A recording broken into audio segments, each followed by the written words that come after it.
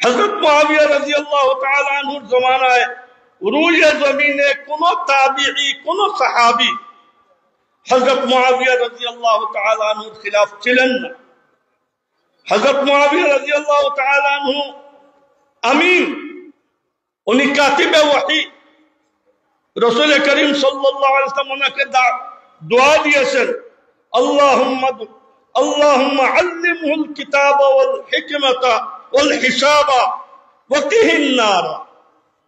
মেলা জায়গায় মওদুদ হিসেবে সমালোচনা, সহিহ সমালোচনা এটা করার পরে যেখানে ওনার বক্তব্যের ক্ষমতা আছে এখানে ওনাকে কথা বলতে দেয় না।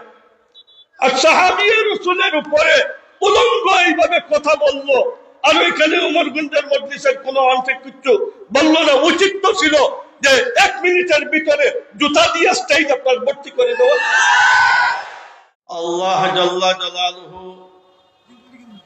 রাসূল করিম সাল্লাল্লাহু আলাইহি ওয়াসাল্লামকে খাতামুন নবিয়্যিন হিসাবে আমাদের কাছে পাঠাইছেন। তারপরে কিয়ামত পর্যন্ত আর কোন নবী রাসূল আসবেন না, আর কোন দ্বীন ও শরীয়ত আসবে না, আর কোন আসমানি কিতাব আসবে না, আর কোন উম্মত আসবে না।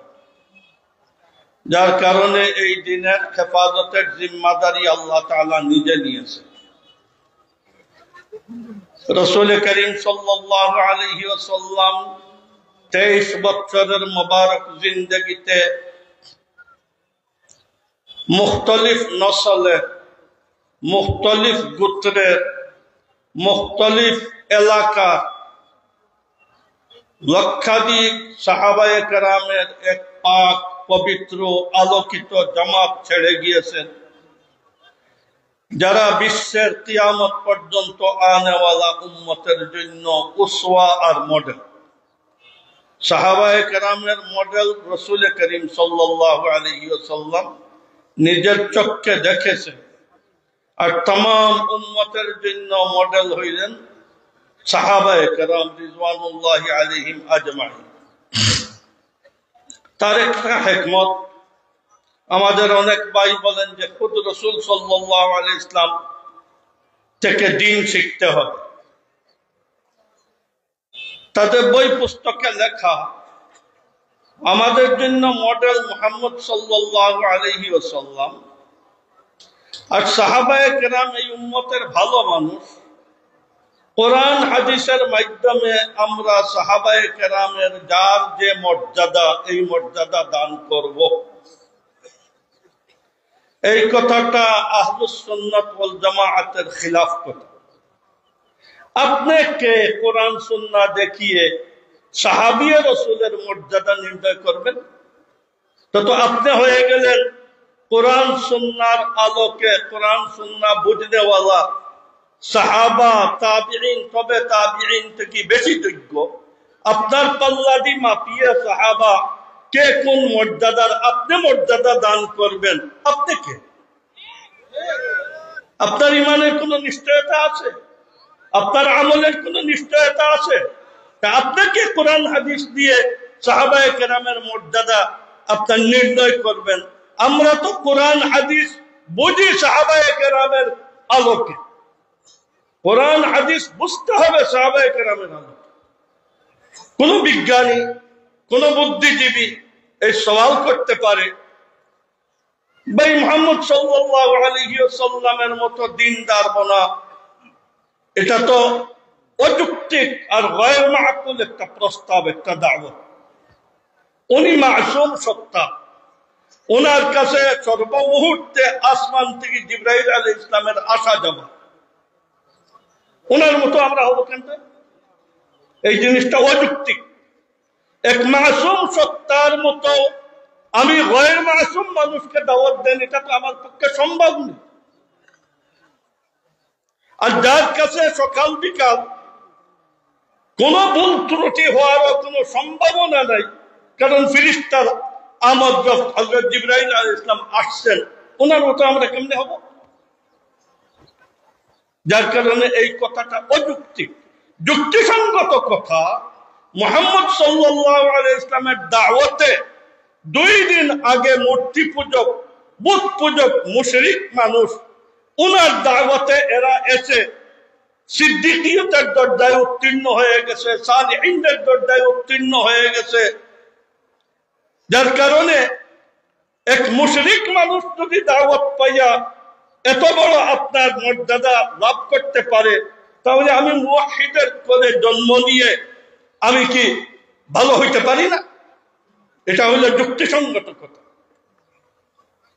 খেলার মাঠে রেফারি যে হে আদর্শ নয়, উসওয়া নয়, রেফারি তো বাক্য বলে, এই বাক্যের প্রতিফলন হবে ওইখানের খেলায়। আর্মির ট্রেনিং এর সময় যে কাশন দেয় হে উসওয়ার মডেল নয়, তার কাশনে যে আর্মিরা লাফায়, পা উঠায়, পাও নিচে করে, সামনে চলে, পিছে চলে, এই লফজের প্রতিফলন করতেছে এই সামনের লোকগুলা। এটাকে যদি এই লোক স্বীকৃতি দেয়, তাহলে এটার মানা হলো ট্রেনিং কামিয়াব। কি জানি আমার কথাটা বুঝাইতে পারতেছি কিনা? যার কারণে কাশন দেনেওয়ালা মডেল হবে না, কাশন দেনেওয়ালার কাশনকে প্রতিফলন ঘটাইছে যারা, এরা হইল মডেল। আমার একটা বই আছে মকামে সাহাবা, ওইটার মধ্যে আমি অনেক আয়াতকে আপনার একসাথে জমা করছি। কোরআন শরীফের বিস্তর আয়াত আছে যেটা রাসূল করিম সাল্লাল্লাহু আলাইহি ওয়াসাল্লাম থেকে তার প্র্যাকটিক্যাল নমুনা পাওয়া যাবে না, সাহাবায়ে কেরাম থেকে পাইতে হবে। যেমন কোরআন শরীফে আসছে লা তাকুল লাহুমা উফিন ওয়া লা তানহারহুমা ওয়া কুল লাহুমা কাওলান কারীমা। বলেন এই একটা আপনার আয়াতের মুখাতাব রাসূল সাল্লাল্লাহু আলাইহি ওয়াসাল্লাম। কি রাসূল সাল্লাল্লাহু আলাইহি ওয়াসাল্লামের মা বাপ ছিলেন? তো ওনার থেকে এটার প্র্যাকটিক্যাল নমুনা পাবো কেমন? এই আয়াত নাজিল হওয়ার পরে সাহাবায়ে কেরাম এই আয়াতের উপরে কিভাবে আমল করছেন, এটা হলো আমাদের উসওয়া আর নমুনা। সাহাবায়ে কেরাম বিভিন্ন গোত্রের, বিভিন্ন এলাকা, বিভিন্ন মিজাজের, যার কারণে সাহাবায়ে কেরাম আমাদের জন্য উসওয়া। ধনীদের জন্য ধনী সাহাবারা উসওয়া, গোলামদের জন্য গোলাম সাহাবায়ে কেরাম উসওয়া, গরিবের জন্য গরিব সাহাবায়ে কেরাম উসওয়া। সাহাবায়ে কেরাম যত আকসাম আর যত নৌয়ে বিন্যস্ত পৃথিবীর সারা মানুষ এত আনোয়ারের মধ্যে আছে, যার কারণে প্রত্যেক নিজের উসওয়া আর মডেল এক এক সাহাবাকে বানাইতে পারে। আর সাহাবা মাসুম নয়, 2 দিন আগে মুশরিক ছিলেন। এই কারণে আল্লাহ তাআলার কওল ফাইন আমানু বিমিসলি মা আমানতুম বিহি ফাকাদ ইহতাদাও, যদি এরা ঈমান আনতো এইভাবে ঈমান, যেভাবে ঈমান আপনারা আনছেন, তাহলে তারা হেদায়েত পেয়ে দিত। যেহেতু আপনাদের মতো ঈমান আনে নাই, যার কারণে এরা হেদায়েত পায় নাই।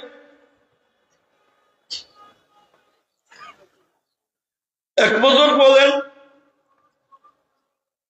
যে আমি এক পাহাড়ে হঠাৎ এক গাইবী হাতিফের গাইবী আওয়াজ শুনলাম। উনি বলতেছেন মান আবগাযা সিদ্দীক ফাহুয়া জিন্দিকুন। আসমানি এক আওয়াজ যে হযরত আবু বকর সিদ্দিকের সাথে শত্রুতা রাখবে হে জিন্দিক। ওমান আবগাযা উমরা ইলা জাহান্নামা জুমারা, যে উমরের সাথে বুগয ইনাদ রাখবে, শত্রুতা রাখবে, এরা দলে দলে কাফিলা হয়ে জাহান্নামে পড়বে। ওমান আবগাযা উসমান ফাহুয়া খসমুর রহমান, যে হযরত উসমানের সাথে শত্রুতা রাখবে এ রহমানের আপনার বিরোধী পক্ষ। ওমান আবগাযা আলী ফাহুয়া খসমুন নবী, যে হযরত আলীর সাথে শত্রুতা রাখবে হে নবী সাল্লাল্লাহু আলাইহি ওয়াসাল্লামের বিরোধী পক্ষ। ওমান আবগাযা মুআবিয়াতা সাহাবাতুহু যাবানিয়াতু আল জাহান্নামা হামিয়াতাল হাবিয়া, আর যে হযরত মুআবিয়ার সাথে শত্রুতা রাখবে তাকে টেনে ছেড়ে জাহান্নামে ফেরেশতারা আপনার ফেলবে। হযরত মুআবিয়া রাদিয়াল্লাহু তাআলা আনহু এক দুর্গের দরজা, এই দরজার যে হেফাজত করবে तमाम সাহাবায়ে কেরামের হেফাজত, আর যে এই দরজায় হাত দিবে হযরত মুআবিয়াকে আপনার তৌহিন আর তনকিস করবে, হে तमाम সাহাবায়ে কেরামের তনকিস করবে। এক বুজুর্গ স্বপ্নে দেখেন হযরত আবু বকর, হযরত উমর, উসমান, আলী, হযরত মুআবিয়া পাঁচজন রাসূল করিম সাল্লাল্লাহু আলাইহি ওয়াসাল্লামের মজলিসে। এমন সময় একজন লোক আসছে, আসার পরে হযরত উমর রাদিয়াল্লাহু তাআলা আনহু বলতেছেন, ইয়া রাসূলুল্লাহ, এই লোক আমাদের তাওহীন করে। উনি বলতেছেন, না, আমি আপনাদের তাওহীন করি না, আমি শুধু ওনার তাওহীন করি। হযরত মুআবিয়া রাদিয়াল্লাহু তাআলা আনহুর দিকে হাত দিয়ে দেখেছে। রাসূল করিম সাল্লাল্লাহু আলাইহি ওয়াসাল্লাম বললেন, লাইসা হুয়া মিন আসহাবি, উনি কি আমার সাথীদের মধ্যে নয়? আর এরপরে রাগ করে এক হরবা, তীর থেকে বড়, আর আমাদের যে সেলসুলফি ওইটা থেকে ছোট, চিকন, লম্বা, এটা হযরত মুআবিয়ার হাতে দিয়েছেন, দিয়ে বলছেন, আপনার গলায় ঢুকে। এই স্বপ্ন দেখি উনি সজাগ হয়েছেন। ফজরের আজান হয়েছে, তো খবর পাইলেন যে ওই লোক রাত্রে মারা গেছে, কে জবাই করে ফেলছে। হযরত মুআবিয়া রাদিয়াল্লাহু তাআলা আনহু সম্পর্কে শিয়ারা শত শত বছরে নতুন নতুন হাদিস আবিষ্কার করছে, আর হযরত মুআবিয়া রাদিয়াল্লাহু তাআলা আনহুকে বদনাম করছে। হযরত মুআবিয়া রাদিয়াল্লাহু তাআলা আনহু আপনার এই উম্মতের বহুত বড় এক মোবারক সাহাবী। হযরত আব্দুল্লাহ ইবনে মুবারককে একজনে জিজ্ঞেস করছিল যে মুআবিয়া আফযলু আম উমর ইবনে আব্দুল আজিজ, মুআবিয়া কি আফযল না উমর ইবনে আব্দুল আজিজ আফযল? হযরত আব্দুল্লাহ ইবনে মুবারক বলতেন, লাগুবারু মিন খারাই মুআবিয়াতা আফযলু মিন উমর ইবনে আব্দুল আজিজ। হযরত মুআবিয়া রাদিয়াল্লাহু তাআলা আনহু রাসূল সাল্লাল্লাহু আলাইহি ওয়াসাল্লামের সাথে সফরে, জিহাদে নাকে যে ধুলা বালু ঢুকছে, এই ধুলা বালু আপনার হযরত উমর ইবনে আব্দুল আজিজ থেকে আপনার বেশি আফযল। হযরত মুআবিয়া রাদিয়াল্লাহু তাআলা আনহু মর্যাদা, একজনকে জিজ্ঞেস করা হয়েছিল, উনি বললেন, তুমি কি বলো এক সাহাবী রাসূল সম্পর্কে, যিনি রাসূল করিম সাল্লাল্লাহু আলাইহি ওয়াসাল্লাম সামি আল্লাহু লিমান হামিদা বলতেন, আর উনি রব্বানা লাকাল হামদ নিজে বলতেন, এই জাত সম্পর্কে আমাকে কি জিজ্ঞেস করে? সাহাবায়ে কেরাম আমাদের উসওয়া, আমাদের মডেল। যে সাহাবায়ে কেরামের উপরে হাত দিবে, কথা বলবে, এই মানুষ আহলুস সুন্নাত ওয়াল জামাআত থেকে বহিষ্কৃত, বাহিরের লোক। পৃথিবীতে এমন কোন বাতিল ফিরকা মুসলমানদের মধ্যে ওজুদে আসে নাই। সব বাতিল ফিরকার বিভিন্ন মতবাদ, কিন্তু সাহাবা বিদ্বেষের মধ্যে সব একসাথে। খারিজি বলেন, মুতাজিলি বলেন, জুহামিয়া বলেন, এরপরে আপনার মুরজিয়া বলেন, যত ধরনের মানুষ সব সাহাবায়ে কেরামের বিরোধিতার ব্যাপারে সব আপনার একমত। হযরত মুআবিয়া রাদিয়াল্লাহু তাআলা আনহুর কাছে এইগুলা দর্শী সবকের আলোচনা, মজলিসে আমের আলোচনা নয়।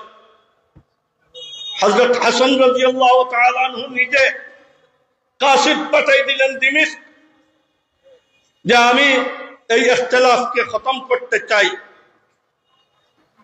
আর আমার কিছু শরাইত আছে, আমি আপনার হাতে বয়আত হইতে চাই। হযরত মুআবিয়া রাদিয়াল্লাহু তাআলা আনহু এক কাগজে দস্তখত করে, সাদা কাগজ দিয়ে ডেপুটেশন পাঠাই দিয়েছেন কুফায়, আপনার কি কি শরাইত সব লিখে দেন। হযরত হাসান রাদিয়াল্লাহু তাআলা আনহু গেলেন দিমিশক, লিখলেন যত সরাই দিমিশক গেলেন। যাওয়ার পরে হযরত মুআবিয়া রাদিয়াল্লাহু তাআলা আনহু খুবই সম্মান করলেন, উনি বায়াত হয়ে গেলেন। হযরত মুআবিয়া রাদিয়াল্লাহু তাআলা আনহু বললেন, আমি আপনাকে কিছু হাদিয়া দিতে চাই যেটা আজ পর্যন্ত রুয়ে জমিনে কেউ কাউকে দেয় না। আর এরপরে ওই জমানার একটা স্টেটের সম্পত্তি বলা যায় 4 কোটি দিরহাম হযরত হাসান রাদিয়াল্লাহু তাআলা আনহুকে হাদিয়া দিয়ে দিলেন। হযরত আব্দুল্লাহ ইবনে জাফর হযরত হাসান হোসেনের চাচতো ভাই প্রত্যেক বছর 10 লক্ষ টাকা ওনাকে ভাতা দিতেন। হযরত ওমর রাদিয়াল্লাহু তাআলা আনহু ওনার জামানায় খিলাফতে বদরিয়িনদেরকে 5000 দিরহাম বাৎসরিক ভাতা দিতেন আর বলতেন লা উফজ্জিলান্নাহুম আলা গায়রিহিম, আমি বদরি সাহাবীকে সবের উপরে মর্যাদা দিব। এই ভাতা আর কাউকে দিতেন না। কিন্তু আজওয়াজে মুতাহহারাতকে 12000 দিরহাম করে আপনার মাসিক বাৎসরিক ভাতা দিতেন। ওই জমানায়, যে জমানায় কয়েকটা দিরহামে একটা ছাগল পাওয়া যেত। কিন্তু হযরত মুআবিয়া রাদিয়াল্লাহু তাআলা আনহুর ইতিহাস আজব।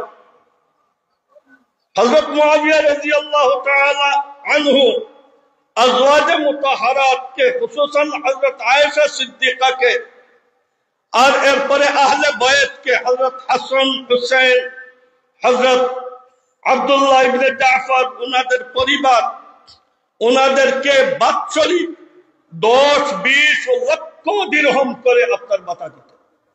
একটা নির্দিষ্ট ভাতা। আর একটা হইল আপনার এটা বাৎসরিক, আর একটা হইল মাসিক ভাতা। এটা বেশিও দিতেন, কমও দিতেন। হযরত মুআবিয়া রাদিয়াল্লাহু তাআলা আনহুর জামানায় রুয়ে জমিনে কোন তাবিঈ, কোন সাহাবী হযরত মুআবিয়া রাদিয়াল্লাহু তাআলা আনহুর খিলাফ ছিলেন না। হযরত মুআবিয়া রাদিয়াল্লাহু তাআলা আনহু আমিন, উনি কাতিবে ওয়াহী। রাসূল করিম সাল্লাল্লাহু আলাইহি ওয়াসাল্লাম ওনাকে দোয়া দিয়েছেন, আল্লাহুম্মা আল্লিমহুল কিতাবা ওয়াল হিকমাতা ওয়াল হিসাবা ওয়া কিহিন নার। আরো দোয়া দিয়েছেন, আল্লাহুম্মা হদিহি, আল্লাহুম্মা ইজআলহু হাদিয়াম মাহদিয়্যা ওয়াহদি বিহি। হযরত মুআবিয়া রাদিয়াল্লাহু তাআলা আনহু মেলা বাতিল ফিরকা সাহাবায়ে কেরামকে আপনার দেখতে পারে না। এই এক বেওকুফ আমাদের দালাইছরের আপনার মৌলানা হুদ বাইয়ামপুরের মিয়া সাহেবের বদদুআ লাগছে, বেয়াদবি করছে, খিয়ানত করছে। বাইয়ামপুরের মিয়া সাহেব বদদুআ দিয়েছেন, যার কারণে মান আদালি ওয়ালিয়ান ফাকাদ আযানতুহু বিল হারব। আল্লাহ তার মিজাজে এমন বানাই দিছে, কই বাইয়ামপুরের মিয়া সাহেব হযরত মুআবিয়া রাদিয়াল্লাহু তাআলা আনহু সম্পর্কে এই ধরনের মন্তব্য, যে মন্তব্য আপনারা সবাই শুনলেন। এই মিজাজওয়ালা মেলা মানুষ এই দেশে বা বিদেশে আপনার আছে, এই বেওকুফ মুখ খুলি দিছে। যার কারণে এটা আবার দেখতেছি তওবা করছে। হযরত মুআবিয়া সম্পর্কে কিচ্ছু বললে কি তওবা কার কাছে করবে? আমাদের কি নোকসান হয়েছে? এটার কোনো তওবা নেই। যে আম্বিয়াদেরকে গালি দিবে তাকে কতল করা, ইসলামী হুকুম যদি এখানের মধ্যে ইসলামী হুকুমত থাকতো, যে সাহাবায়ে কেরামকে গালি দেয়, দুল্লি দেয়, তাকে আপনার বেত্রাঘাত করতে হয়। যার কারণে আমরা কোনো বিচার আমাদের হাতে নিতে পারি না। কিন্তু আফসোস, উমরগঞ্জের আমাদের মুসলমান ভাইদের উপরে এই দেশে 16 বছর দেখলাম শেখ হাসিনার বিরুদ্ধে কোনো ইনসান ওয়াজ করার উপায় নাই। জুমার দিনে কোনো আলোচনা ইসলাম বিরোধী হইলেও এটা সম্পর্কে কেউ কথা বলতে পারে না, সাথে সাথে চেয়ার থেকে উঠাই দেয়, মাইক গাড়ি নিয়ে নেয়। দেখছেন না আপনারা এই দেশে মেলা জায়গায় মওদুদি সাহেবের সমালোচনা, সহিহ সমালোচনা, এটা করার পরে যেখানে ওনার বক্তবৃন্দের ক্ষমতা আছে, এখানে ওনাকে কথা বলতে দেয় না। আর সাহাবিয়ে রাসূলের উপরে উলঙ্গ এইভাবে কথা বললো, আর ওইখানে উমরগঞ্জের মজলিসের কোনো অংশে কিছু বললো না। উচিত তো ছিল যে 1 মিনিটের ভিতরে জুতা দিয়ে স্টেজ আপনার ভর্তি করে দেওয়া। অনেক বুজুর্গানে দিন যারা এই জেলার সবচেয়ে বড় বড় বুজুর্গানে দিন এখানে আসছেন, সময় খুবই অল্প, সবাই কিছু কিছু কথা বলা দরকার। সাহাবায়ে কেরামের মুকামে সাহাবা আর কিবাতম মুকামে রিসালাত সম্পর্কে এগুলা মুস্তাকিল ওয়াজ মাহফিলের দরকার। আমি আপনাদের কাছে গুজারিশ, হুব্বে সাহাবার মুজাহারা করতে আমরা আর কিছু পারবো না, কিন্তু হুদের জনতা কেউ যাবে না।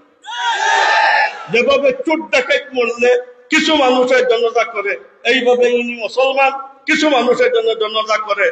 সাব্বুস সাহাবাকে আপনার জনতায় শরীক না হওয়া উচিত। ওয়া আখিরু দাওয়ানা আলহামদুলিল্লাহি রাব্বিল আলামিন।